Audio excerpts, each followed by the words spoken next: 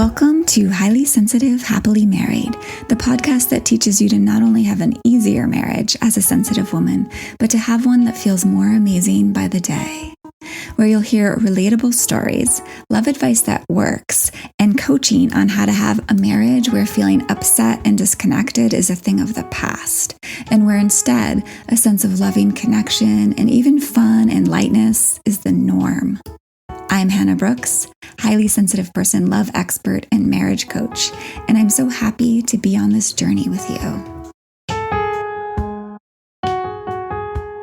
Hello, my friends. I'm so excited to share with you today a conversation with a client. It's been a while since I've had a client on, but I know it can be tremendously inspiring and also just helpful to hear other women's stories, women who have worked directly with me and who have grown and really know now, after going through this process with me, what it takes to make their unique relationship the loving, secure one they really want. And today's guest, Caroline, did just that. So you're going to hear her story, and you're going to hear how she went from having several different areas she was feeling pain around in her relationship to where she feels, instead of insecure, really secure, instead of questioning the relationship, very solidly in the relationship, very much in love in the relationship,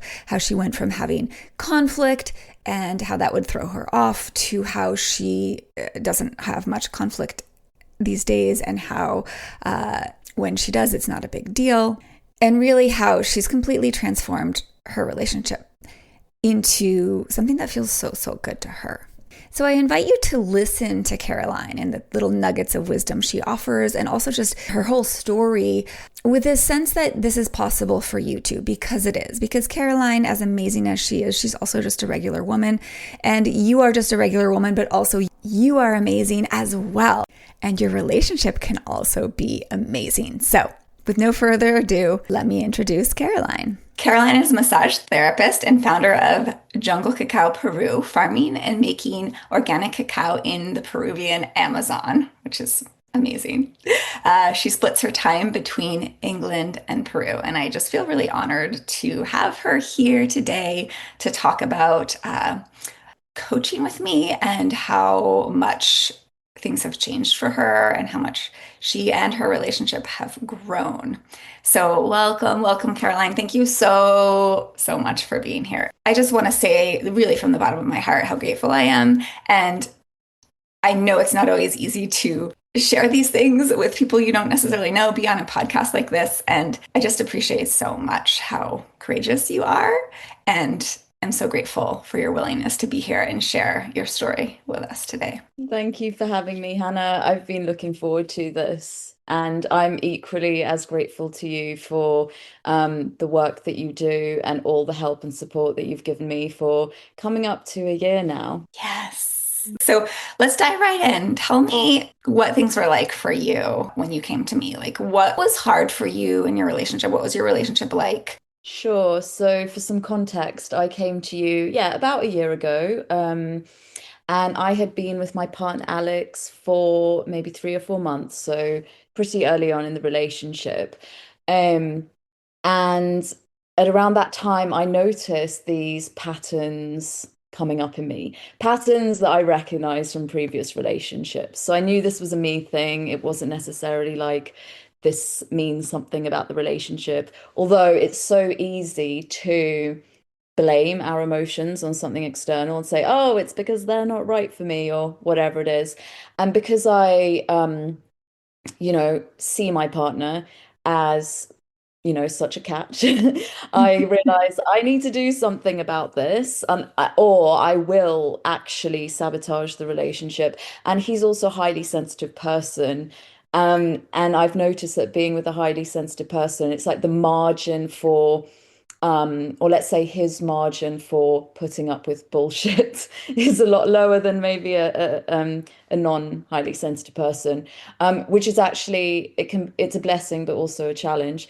Anyway, all that said, that was the reason I wanted to come coach with you, and then just getting a bit more specific about what was going on. So I tend to waver between either being this like rebellious teenager that wants to run away from commitment and responsibility, and then also like this needy child that like desperately needs um, my partner's validation or love. And now, through all the work I've done with you, I now see that as like different nervous system states. So, I can go into that free state, and that would be shutting down, um, going cold. So, like cold shouldering, that's like my go-to rather than becoming really shouty and aggressive. And yeah, also that feeling small as well, Yeah. feeling small in the relationship. And from that comes the behaviors that cause the trouble in relationships. Like when we feel small, we want to make our partner feel, like bring them down to our level, make them feel small. And yeah, that just like creates a whole knock-on effect of relationship problems. Yeah, so hopefully that is I haven't waffled too much. Yeah, no, I love that. I think that that's beautifully put. And yeah, I love your understanding of it. And like I love how you frame it as yeah, like the rebellious teenager and like the needy child, right? And so tell me a little bit more. Like I know I remember that feeling small was a really big theme for you. And this is classic, like when your nervous system state is like that freeze state or that more shut down state, your brain is going to be telling you certain stories, right? So in other words, you're going to be having certain thoughts. So for you, like some of those thoughts were, I'm a child, I don't add value to the world. Um, say more a little bit about like that, if you don't mind. Sure, yeah. Yeah, and this is something that still rears its head on days. Sure, But it's a pattern. now Yeah. yeah, but now I have more compassion and greater understanding, and I know it's an illusion. But yeah, so it would be around yeah, like you've already said, feeling like a child, feeling small, feeling less than Alex, less valuable. Another thought that would come up is like I'm not pulling my weight in the relationship, and therefore I'm not valuable. Uh, Yeah. yeah, and it's, really painful. I don't think any of us like feeling small and insignificant and all those things. Yeah, totally.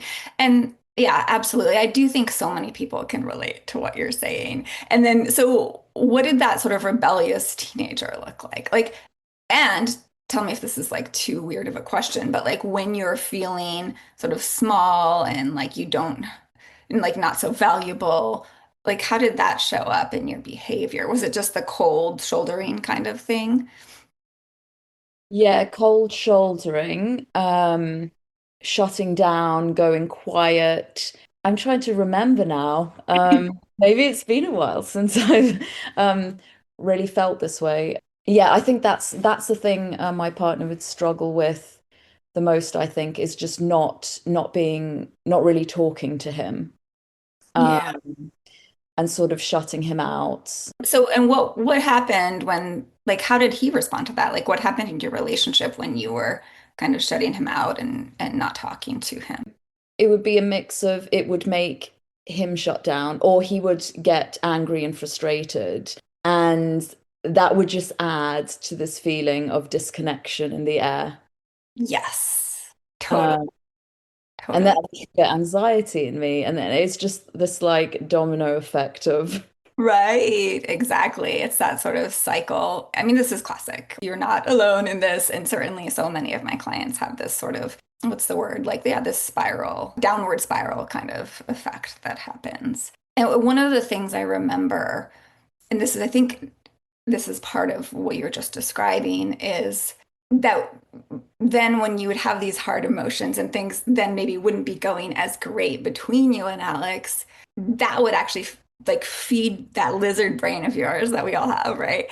And then from there you would tell yourself things like, oh, this relationship isn't going to work out, something's really wrong. Like you would get fearful for the future of your relationship. absolutely. It was very much like if we wavered from a sense of harmony into conflict or disconnection, it would trigger the, oh my God, this is it, we're gonna break up, things are going down the pan. And just thinking about how we are now, it totally isn't like that. We still obviously, like all couples, will have moments of conflict or disconnection, but now I don't have that belief that things are going to go down the pan and we're definitely going to break up over this. Amazing, amazing. Just to circle back, I want to hear more about that in a second, but just to circle back to what you called like the rebellious teenager. Was there anything else there? Like I know you did share there was some like you felt like sometimes you would criticize or act out. What did that look like? Did it look different than the cold shouldering? Actually, I think the rebellious teenager was more the part of me that felt scared about commitment Yes. and responsibility and the Yeah. idea of being in a committed, loving relationship. Because then Yeah. I, well, this is what I believed, that a committed relationship meant I couldn't be myself. I had to give up my freedom. And that Yes. felt threatening to me because freedom is very important to me, feeling free. And by that, I don't mean freedom to be with other people, but just that feeling of like I can be myself and shine as me. So Yeah. my inner teenager felt like that was being threatened because I'd built up a belief that in a relationship you have to choose between yourself or being in partnership. Yeah, that would make me want to shy away from being in the relationship, and it would, I would start having thoughts like, maybe this person isn't right for me, and then that would lead on to finding fault. Oh, look, these are all the reasons why um this isn't working, and you have such a good term, bad othering. So it's like making the person into this bad person that's against us. Yes. Mhm. Yes. You just put that so beautifully. And I hope listeners like really followed that, right? Like that that fear really coming from this belief that like I have to choose between being myself and having the freedom to be me and having this relationship. Like that false dichotomy, that myth that you had in your mind really sort of sent you down this track of actually struggling a lot more in the relationship, right? Like looking at him and seeing what was wrong with him, bad othering him. But really like it was a misunderstanding, right? In your brain that like I will lose myself. I will not get to be myself. I will not get to have my freedom, the freedom to be me in a committed relationship. And of course that's really scary if you have that belief, Yeah. right? Yeah. No, just to say that we did really specific, use specific tools on those beliefs, and that was like I felt like a huge turning point, in my relationship. Yeah. Cool. That turning point. Well, let me just say, what are things like for you now? Like things changed, right? And we'll talk about the change process in a minute. But share with us how things are with him now. Sure. They feel really, really secure. There's more laughter and easeful connection, and even the moments that are kind of just like normal, neutral moments feel nice and comfortable. And maybe it's like I'm not looking so much for constant amazingness, but then because I'm not looking for it, it happens more easily. That's really good. I feel more in love and deeper in love. We are having conflict, let's say, less often. And I feel like from both sides, it seems like we bounce back from conflict a lot easier. Me and Alex, it seems like we're both doing better at letting things go, and it's easier for us to, shake off little, you call them micro moments of conflict, just those like momentary, like, moments. And it feels like easier to kind of shake it off, and just move on. Whereas earlier on in the relationship, I felt like one small moment because then could then ruin the whole day. I should really just speak for myself and not for my partner. Um, I feel more comfortable saying whatever's on my mind without the thought of, oh, is he going to approve of that? I feel good about being myself and like I can be myself and do the things I want to do. Because my partner works offshore, so he has, an unusual work pattern where he's away for 3 weeks and then he comes back for a time and he'll go away. Previously, I'd feel like when he's at home, I have to spend all my time with him because soon he's going to be away. And now I feel a lot more secure in myself and the relationship to be like, oh, actually, I'm still going to go visit a friend today and spend a couple of days away. And he does the same because he enjoys climbing, so he'll go away, might go away for a few days and do that, it's not a thing. It's not like, oh no, we're spending time apart, what does that mean? So that feels good. Yes. Yeah, something I really love about our relationship is we're both very committed to it and we put a lot of work into it to spend real quality time together. um yeah, I feel like we both support each other really well in our different endeavors in life. Mhm. And yeah, both of us super committed to growth and to yeah, really enjoying life and not becoming complacent. So I feel like I'm a way better team player than I was before. Way better. And I feel like less of a selfish person. I feel better understanding of Alex and his needs and how to love him. Mhm. Yeah, and how does it feel like one of the things that was hard was feeling sort of insecure in the love, right? Like sometimes not being sure he was right for you, and then other times feeling like maybe um, you weren't loved enough. And that's the classic, right? Not always feeling like you have as much love as you want or that you're as loved as you want. So what does that feel like now? So this was another huge eureka moment a few months ago. I would notice when I was having those thoughts and beliefs, which is Alex doesn't love me. Yeah. Um, and then, yeah, the big turning point was realizing there's a part of me that doesn't actually want to believe he loves me. So no wonder I find it hard to believe he loves me if there's a part of me that doesn't want to believe. And just, I didn't really do any particular work around that, but just shining a light on that pattern really helped make it disappear. Because ever since then, I like 99% of the time, I'm pretty convinced he loves me. It's been, that intrinsic knowing that yes, he loves me, like we're good, we're solid, has been like the kind of norm now. So that's really good. I love that. Well, and it's just like that just goes to show like sometimes we don't see a thought or a belief that we have. And as soon as we, as you said, shine the light on it, as soon as we become aware of it, it stops having its claws in us, so to speak, right? Like the only reason it's truly kind of got us under its grips is because we don't see it. And as soon as we see it, it's almost sometimes these beliefs are so silly in a way. I don't know if this is how you felt, but like they're so, yeah, they're just so almost ridiculous in a way that we just kind of don't believe them so much anymore. Does that make sense? As soon as we see them. Exactly.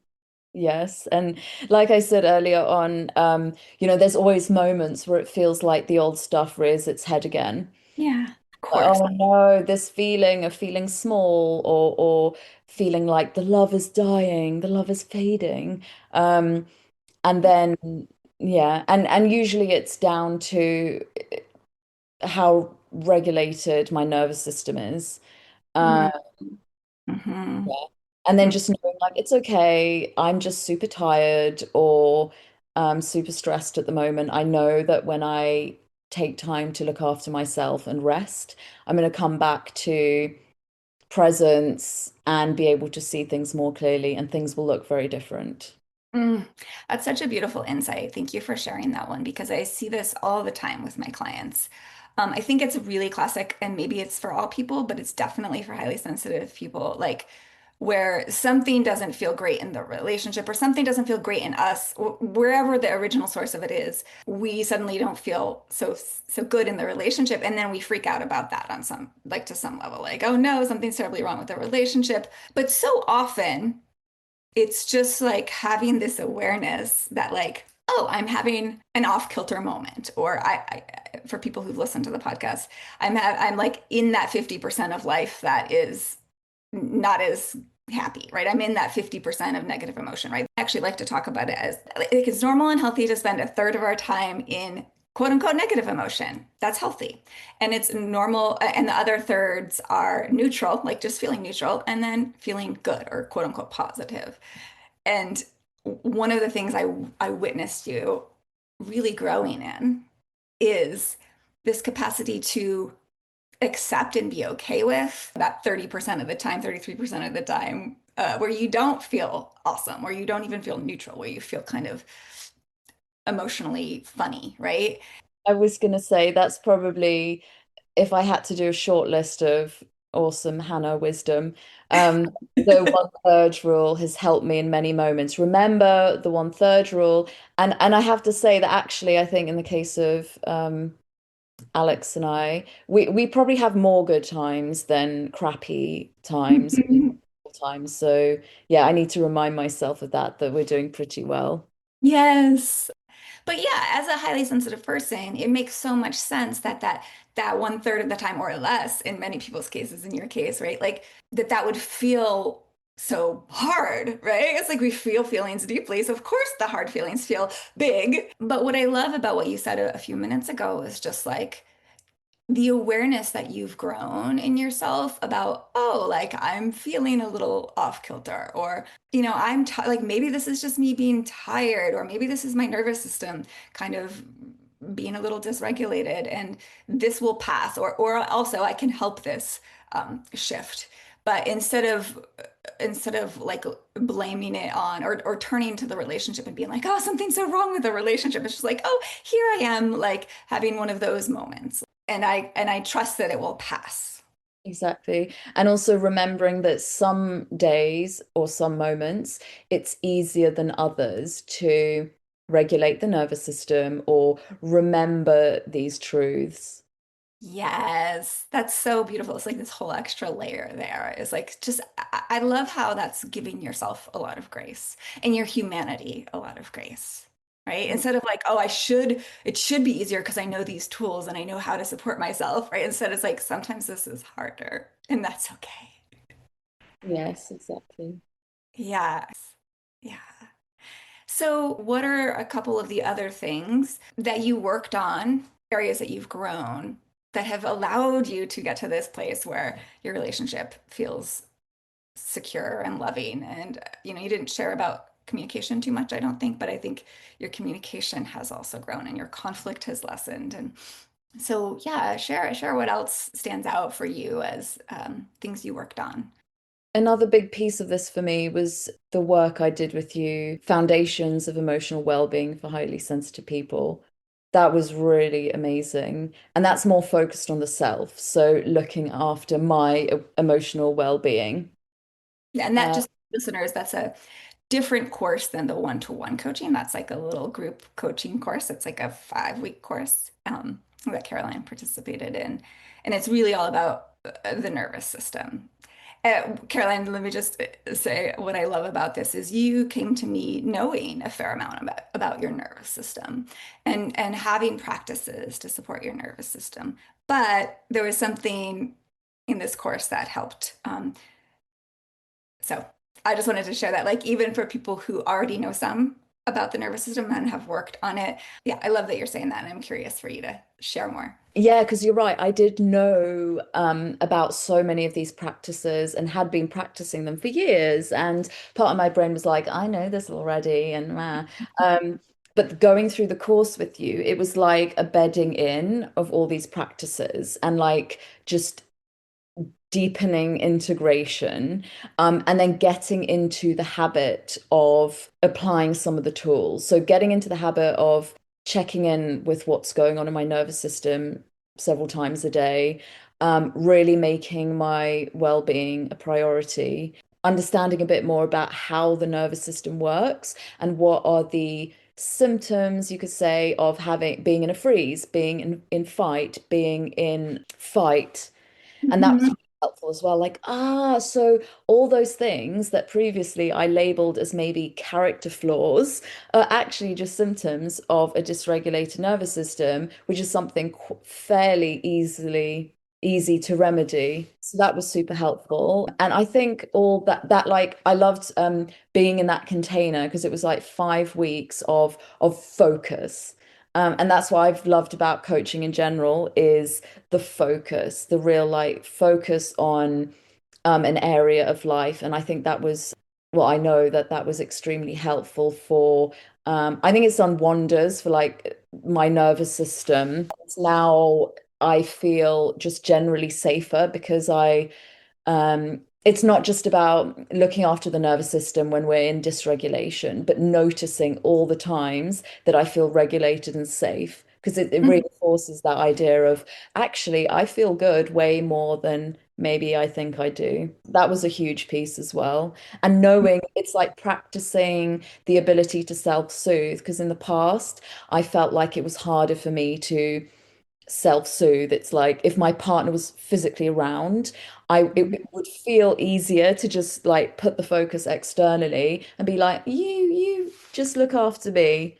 And Right. now, even when he's physically present, I feel like there has been improvement in my ability to be like, it's okay, I'm actually the source of my comfort and security. Mm, that's so beautiful. Yes. Yes. Yeah, that's really amazing. And one of the things I'm not sure if you've taken for granted in yourself or not, but I want to pull this out is you also you've really taken the thought work piece on as well. And maybe it doesn't feel as new to you in a way, but when you talk about self-soothing and regulating your emotions and moving into spaces that feel good or better, I know you've also a lot of what's helped with that is guiding your own thinking and belief systems. Yeah, like looking at your thoughts and guiding those thoughts. Do you want to say any more about that piece? Yes, definitely. So, just to bring up something from the Few course, which I Hmm. really liked, is when we're checking in with our state, we're looking at the thoughts, the sensations, the feelings, and Hmm. but not just the actual thoughts like I feel small or whatever the case may be, but like just the overall quality, like, you know, Yes. critical, judgy, down, excited, anxious, and that helps kind of detach from it, like get out of the story and just notice the overall quality. I really like that bit. But just answering more about the thought work, that was a really powerful tool because you've got a specific, like very methodical process to go through. And just going through that process was in itself is in itself very regulating because it again you're engaged in a task. Um, Mhm. and so you're not getting submerged in those thoughts. And very often the case is the thoughts actually, they're like self-fulfilling prophecies. And when you can just identify that, like, hang on, the results I'm seeing in my life is a result of how I'm thinking. And just again, like me, just noticing that I didn't really want to believe that my partner loved me, just Yeah. noticing what's going on, it is a Yes. huge step towards dissolving things. And it can be easy to then just let go of those things. Some thoughts not so much. Some thoughts are really, really Tenacious. tenacious, that's it. They really stick around. And it's like sometimes it takes repeated. And there's even, like I said, there's even thoughts that I have that keep coming up. And I'm like, dear God, I've, tried to deconstruct these so often and they keep coming back. So, Yes. and often these tools, sometimes it's super helpful to sit down with a pen and paper and to go through it like that. And other times it's in the moment doing it in my head, and it might take a few seconds, but it's enough for me to realize, yeah, I see how I'm just like creating my own suffering through these things that I'm thinking. Yes, totally. Yeah, yeah. And just for people listening, like oftentimes Caroline's rather experienced at this point. So, you know, you're at the point where maybe you can do it in your head, right? But at first, oftentimes for people, it takes sitting down and really either having someone help you through it or writing things down and really seeing.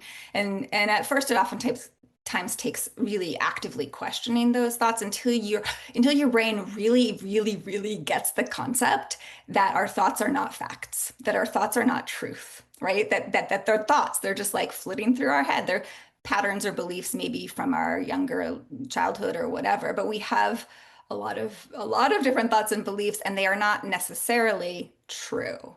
Right. In fact, that our brain likes to lie to us. Like our brain's like, he doesn't love me when obviously he loves me. Right. Yeah. But after a certain point of seeing that in yourself, it starts to get easier where you're not necessarily buying into it as much, right? Or you can just see a thought and be like, oh, that's obviously not true. Yes, exactly. Yeah.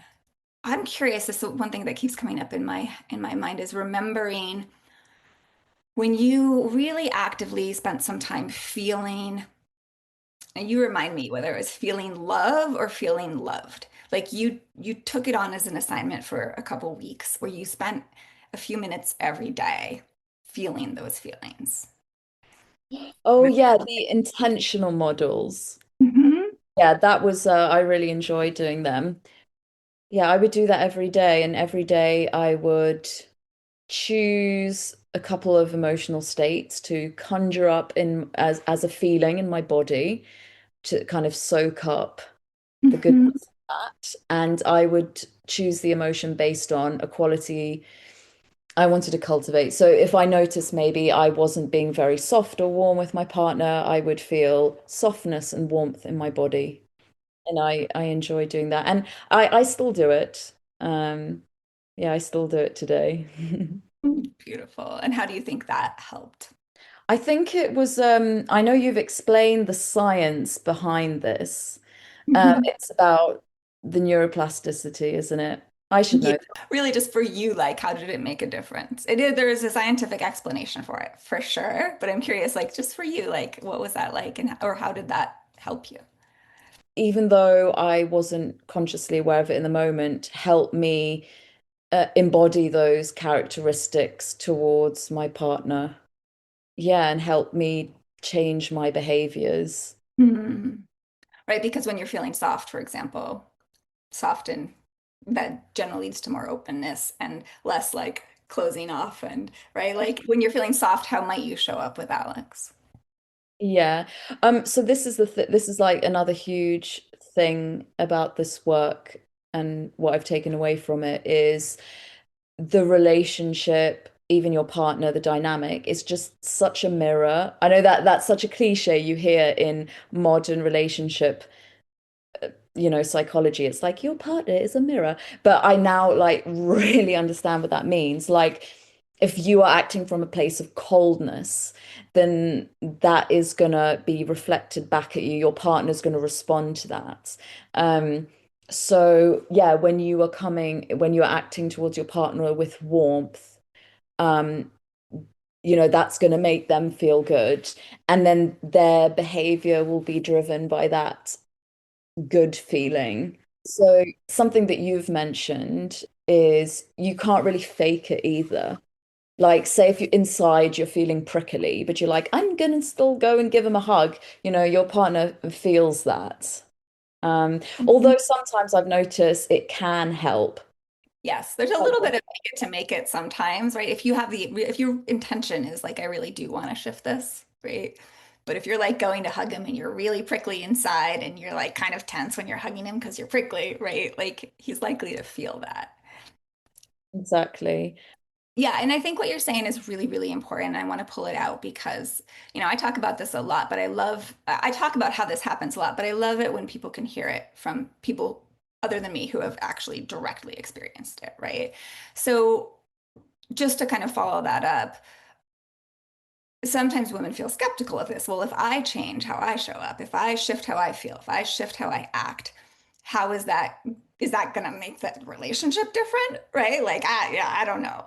But you've discovered that you have the power to shift things by shifting what's inside of you, by shifting yourself, right? So I'm just curious, what have you seen that's rippled out from you doing your work, like how he now is with you?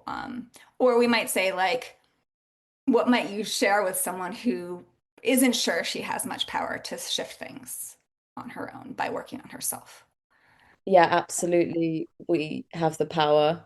It's all in our hands. And what I've learned with you coaching, I've also applied to different parts of my life, my friendships, my career life, Mhm. everything. It's how we're thinking and feeling about it that creates the thing. Obviously, there's what you call God's business as well. It's not like we can create absolutely anything we want. There are Very good limitations, point. but it's amazing how much we can change.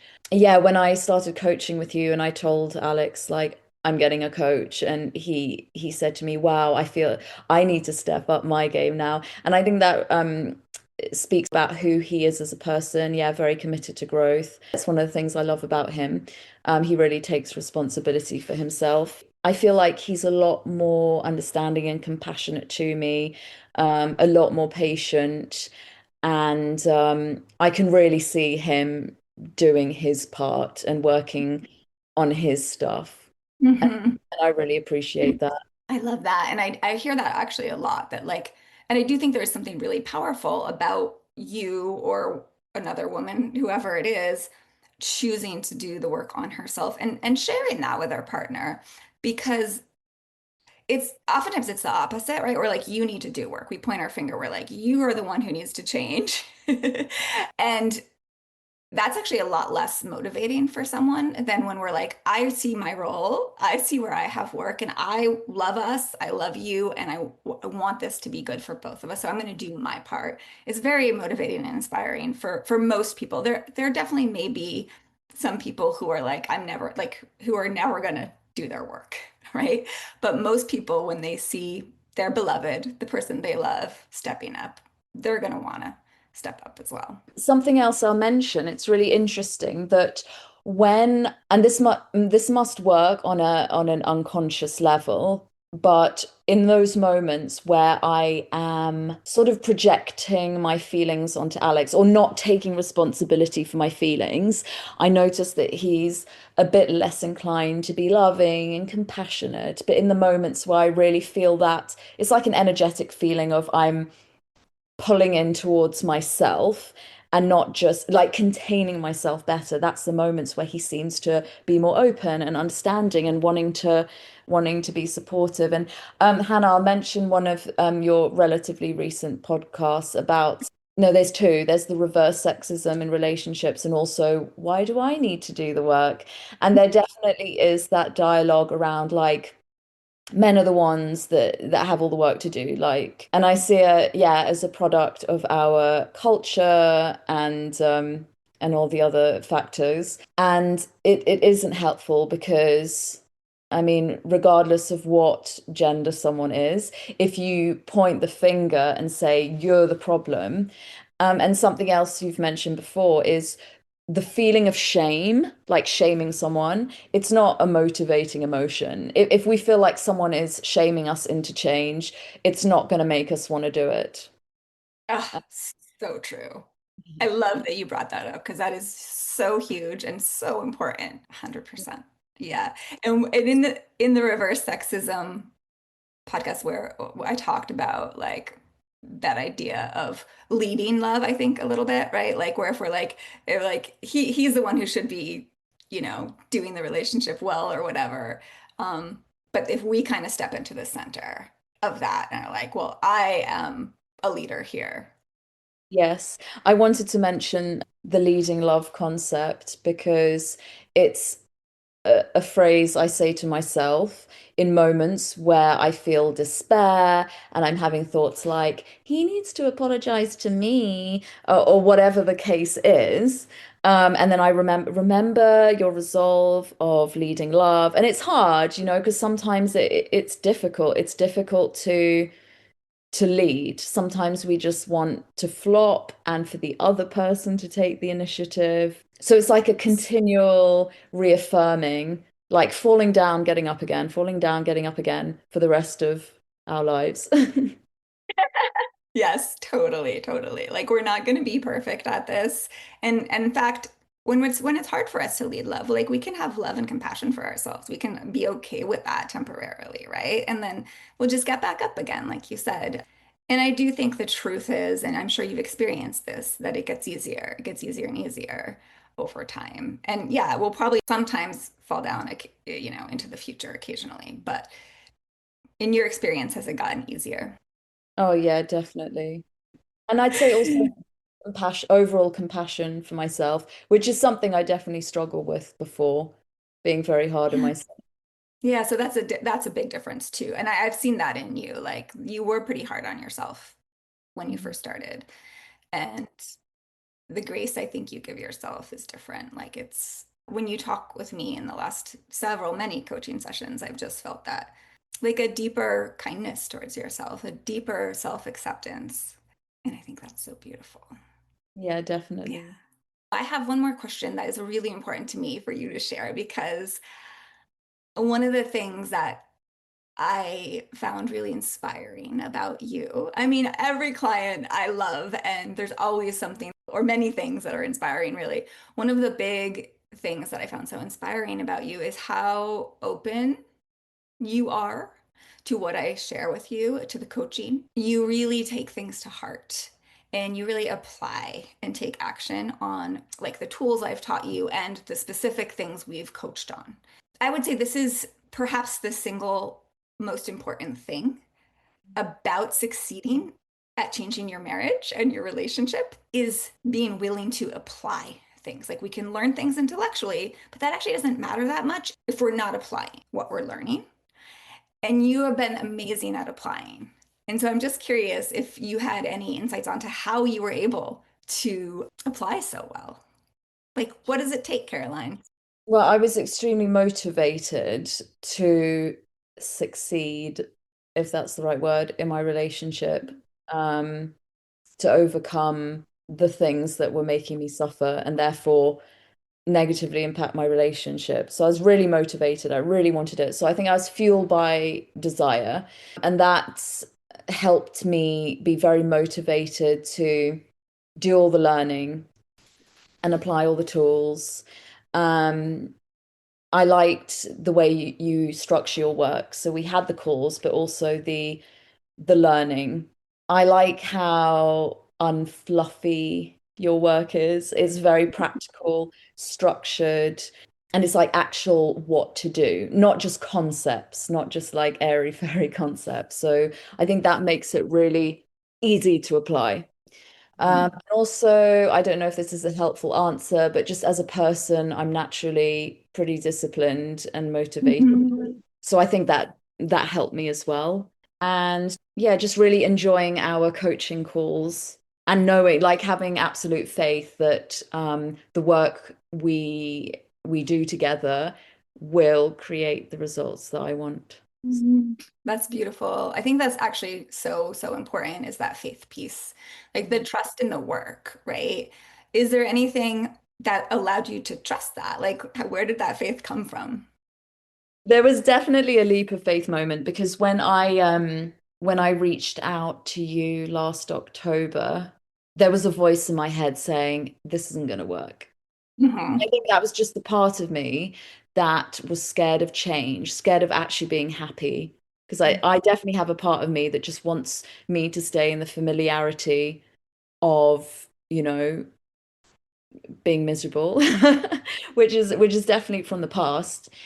And Yes. I thought, whatever, I'm going to try this. I'm going to try this. And because I had done therapy before, but it wasn't targeted to relationships, and I thought, no, I need to work with someone who really understands relationships. And also knowing that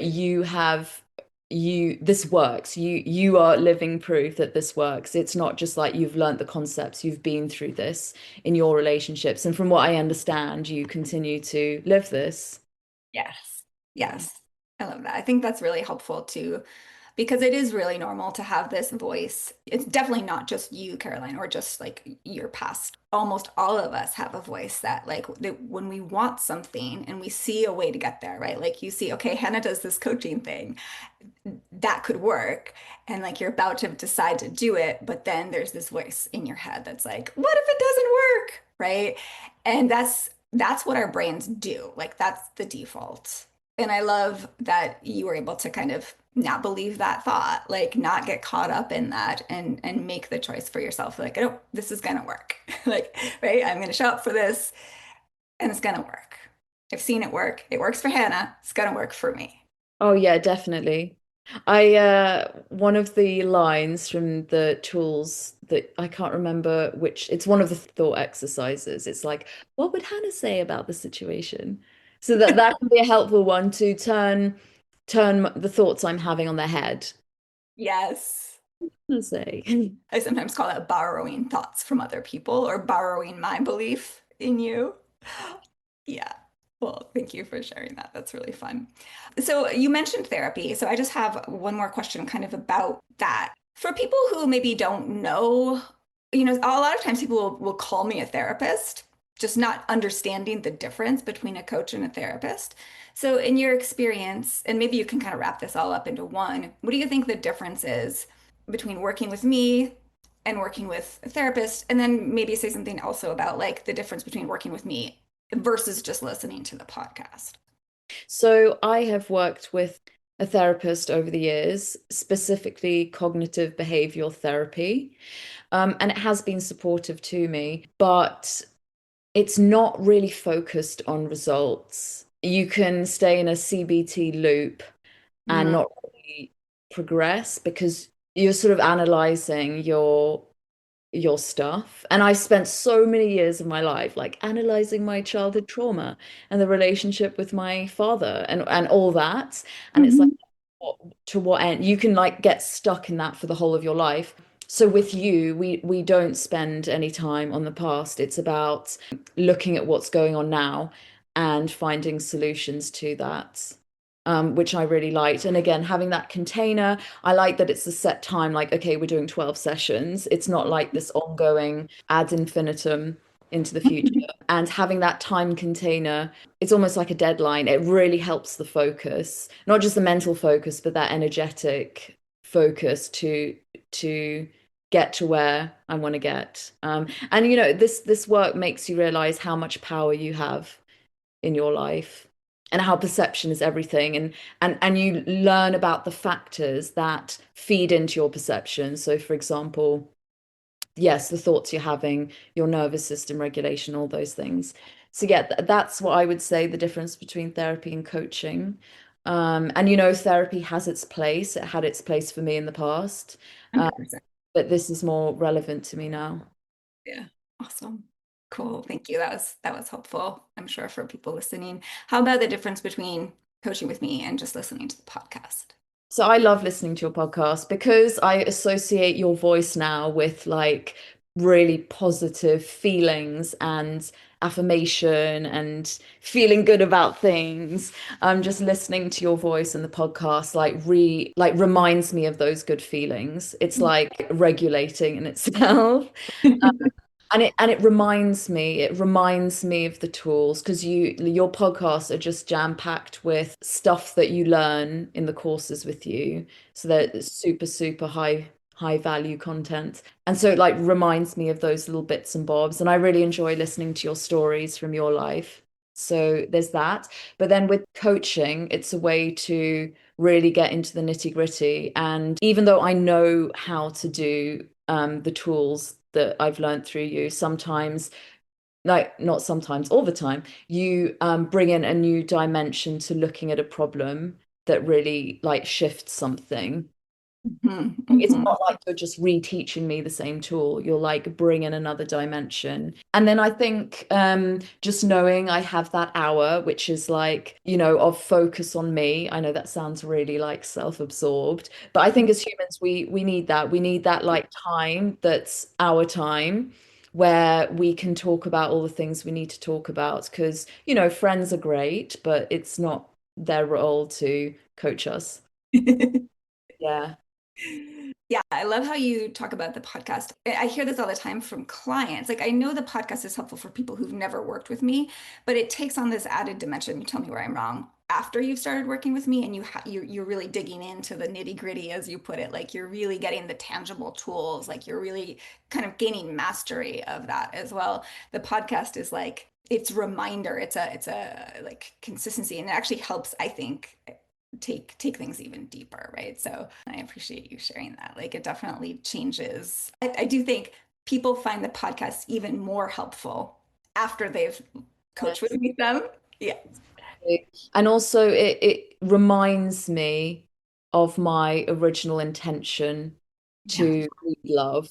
It reminds me of that. And it's like it keeps me on track, which is super helpful. That's so cool. Cool. Beautiful.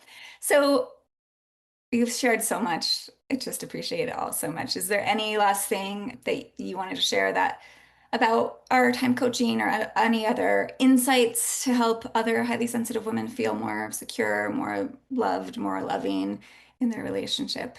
I think realizing that as highly sensitive people, relationships can be more challenging, but it's not because there's something wrong with us. It's just because of the different way our brain works. And the strength comes in knowing how to work with that brain. That's all it is just equipping ourselves rather than needing to change something about ourselves. And knowing that as highly sensitive people, we have, even though we can, it seems like we can feel so shit, we also have such a big capacity to feel incredible and to experience such depth and incredible love, even though the difficult times can also seem difficult. I wouldn't want to have a non-sensitive brain. And yeah, and you have so much more power than you think Yeah. to change the things you want to change. Yeah, I love that. Thank you so much for sharing that. And it's so true. I sometimes think of it as maybe you've heard me talk about it as like once we highly sensitive women get and understand sort of the owner's manual of our brain and our nervous system, it really allows us to have so much beautiful sway inside of ourselves, but in how we feel, but also in how the relationship goes, and really helps us truly see and feel that power. And I don't mean power over, I mean like the power, just the immense capacity that we have to make things how we want them to be. Yes, exactly. Yeah. Well, Caroline, thank you so much for sharing this all with us. It means a lot to me, and I'm sure it means a lot to other people to hear your story. Thank you, Hannah, for listening to me, for coaching me, and I've really enjoyed this conversation. It's been so nice to reflect, to just reflect on this last year. Yeah, well, I'm honored, and you're ever so welcome. So, do you want to tell people where they can find out more about Jungle Cacao Peru? Of course, thank you for that opportunity to do so. So yeah, if you use Instagram, you can go to the Instagram page, which is at Jungle Cacao Peru. And then there's also the website junglecacaoperu.com, where you can purchase cacao. We ship to any country in the world, depending on whether a mail service is running there. Um, and yeah, and on the Instagram and also on the website, you can just hear all about the story of how Jungle Cacao Peru came to be. And it's a fun story. It's definitely worth checking that out. Yeah, thank you, Hannah. Yeah. Well, once again, thank you so much, Caroline. Thank you so much. So, everyone listening, I hope you've taken some of those juicy golden nuggets from this conversation. And most especially, I want to emphasize what Caroline said about believing that it was possible. Because if she hadn't decided to take that little leap of faith, if she hadn't chosen to keep telling herself, hey, if it's possible for Hannah, if it's possible for the other people she's worked with, it's possible for me too. If she hadn't done that, she wouldn't be where she is now in her relationship and in how good she feels in herself. to me, it's easy to say it's possible because I see it every day. I see women transforming their marriages into the loving, deeply loving ones they want every day. And it's because they're remembering, they're believing it's possible for them too. So come coach with me. Have a story to tell like Caroline's and see for yourself that it is totally possible for you too. To learn more about coaching with me, you can go to www.hspmarriagecoaching.com and you'll see the Work Privately with Me tab. You can click that. I'll also put the direct link in the show notes. And hey, if you're not ready to dive into one-on-one coaching, at least get on my email list if you're not already. I'll put the link to do that. But you'll get even more regular little tidbits and golden nuggets and tips and really more belief that this is possible for you too when you get those emails in your inbox once, twice, up to maybe 3 times a week. You can also find a little sign up for that directly on that same website, hspmarriagecoaching.com. All right, my dears, be oh so well.